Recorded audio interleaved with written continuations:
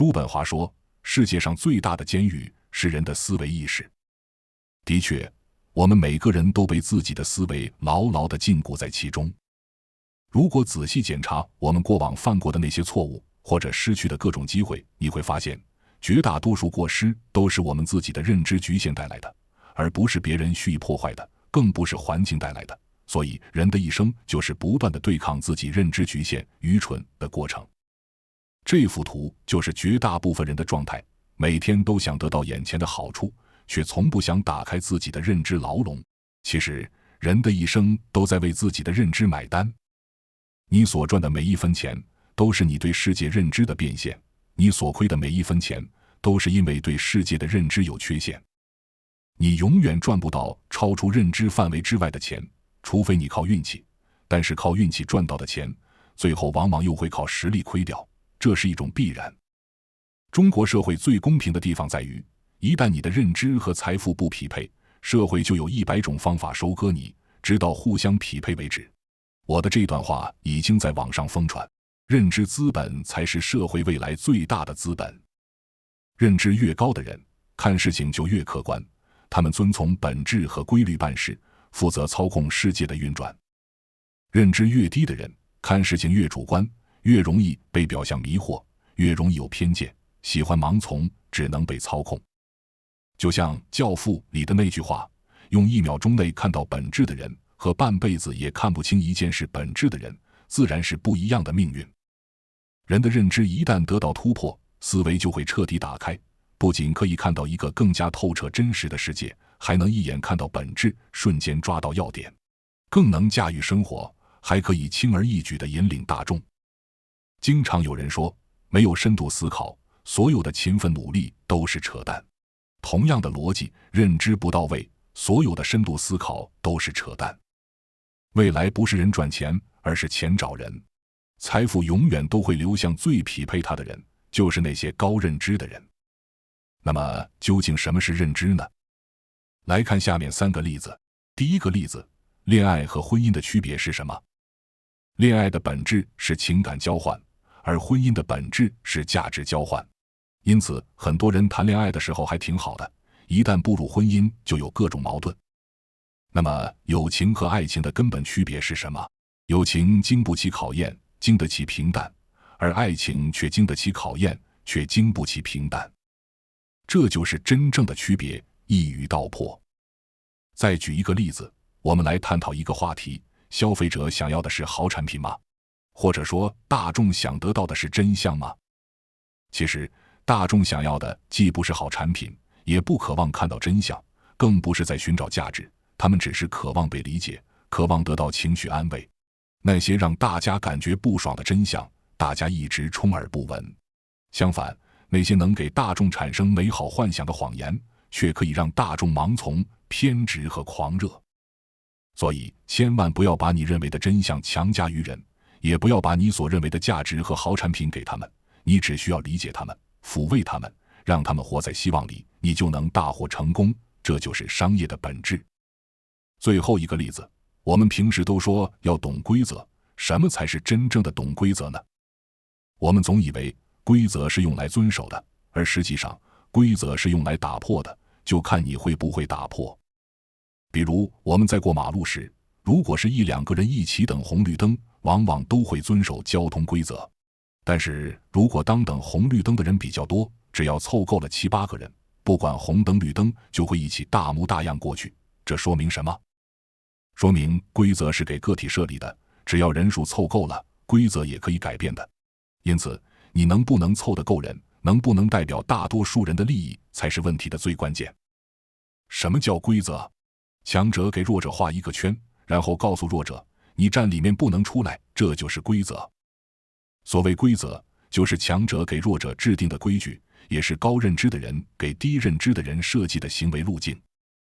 以上3个例子就是认知的问题，只有认知到一定层次的人，才能看到深层的东西。无论是社交恋爱还是创业投资，高认知的人能一眼看穿全局，而谁能先看穿全局，谁就能先主导全局。未来不是人赚钱，而是钱找人。未来只靠产品已经赚钱会越来越难，因为随着人类生产效率的提高，未来有形产品的利润都会无限趋近于零，甚至是免费供给的。到一定程度之后，有形产品都是无形产品的附属，无形产品的最高境界就是认知，认知就是未来社会的精神高地，无形的东西将越来越能决定有形的东西。财富永远都会流向最匹配它的人，就是那些高认知的人。未来最好的投资就是对自己认知的投资。99%的人看似想要的是自由，其实想要的是被奴役，他们总是很容易被煽动，越来越情绪化，看不到真相和本质，只能在被无形中被操控。为什么认知低的人总被人收割呢？举一个例子，假如有人对你说，你只要给我100块，我就教你马上能赚1000块的方法，你愿不愿意？我相信绝大多数人都会愿意，因为马上就能赚钱，多么落地的方案，我当然需要啊。然后当你把100块交给他的时候，他会告诉你，马上去找10个像你一样的傻瓜。看似如此合理，却又如此荒唐，这就是传销和很多骗局的本质。对于赚钱来说，永远都是内行人赚外行人的钱，而对于骗局来说，永远都是高认知的人能骗到低认知的人。当一个人讲的每一句话都不能超出你的认知范围的时候，他永远忽悠不了你。相反，当一个人讲的话句句都让你如梦初醒，醍醐灌顶，那么你就很容易被他牵着走。资本大鳄索罗斯说，世界经济史是一部基于假象和谎言的连续剧。要获得财富，做法就是在进入之前先认知其假象，投入其中，然后在假象被公众认知之前退出游戏。那些在庞氏骗局上的接盘者，其认知往往处于社会底层，他们的认知根本不足以驾驭他所占有或继承的财富。所谓击鼓传花的游戏，是从高认知向低认知依次传递的，传到你这里是必然，除非你还能招到一个认知比你还低的人。怎么才能提高自己的认知呢？首先就是学习，当我们的知识累积到一定程度，自然就能发现世界真实的逻辑。然而现在很多人表面上是在学习，其实只不过是在找捷径而已。他们总是企图能够找到一把万能钥匙，让自己不用思考、不假思索的就能把所有问题给解决了，哪怕多花钱也想去寻来这把钥匙。这不叫学习，这叫偷懒。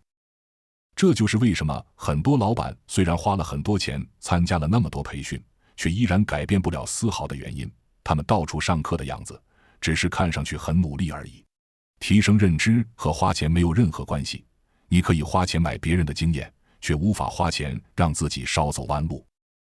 那么，那些有知识、有文化的人就一定有高认知吗？未必。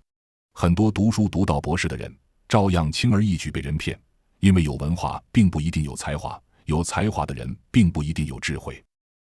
认知的本质是智慧，它比才华高一个维度，而才华又比知识高一个维度。要想提高认知，只有知识还不够，还必须有独立思考能力。独立思考能力才是一个人最重要的能力。水木然经常说的一个观点，在算法时代，人们正在抛弃独立思考能力，因为算法可以根据我们的行为算出你的喜好，直接把我们的最喜欢的推送过来，我们已经不需要再去思考了。人变得越来越懒，甚至都已经懒得选择和辨别了。未来人们的一切行为都是被情绪引导，而不是被价值引导，更不是被思想引导，因为人们已经越来越不需要价值和思想。随着科技的发达，只有1%的人有思想就可以了。这些人引领了社会进步，给剩下的99%的人制定好规则，让这99%的人自己玩耍就可以了。人们正在抛弃一切深刻的东西，包括文学、哲学、思想等等，因为这些东西太沉重了。生活本来已经很苦，人们已经不想一直苦大仇深的生活下去，于是就不断地寻找可以麻醉自己的东西。以直播、短视频、游戏为代表的网际网络娱乐产业将越来越发达，因为这些东西可以让人快乐，哪怕是短暂的。但是由于内容在不停地更新，于是大家都乐此不疲。因此 99% 的人都将变得越来越愚蠢，只有 1% 的人保留独立思考能力，但是恰恰是这 1% 的人才引领了社会的进步，维护了社会的秩序。随着 99% 的人变得越来越愚蠢，未来一切的竞争，其实都是抢占认知高地的竞争，简而言之，就是攻占着99%的人的心智。社会将不断通过各种方法去识别那些低认知的人，将他们打入底层，使他们遭受奴役。同时，社会还将不断地通过各种方法去识别那些高认知的人，把这些人送入上层社会。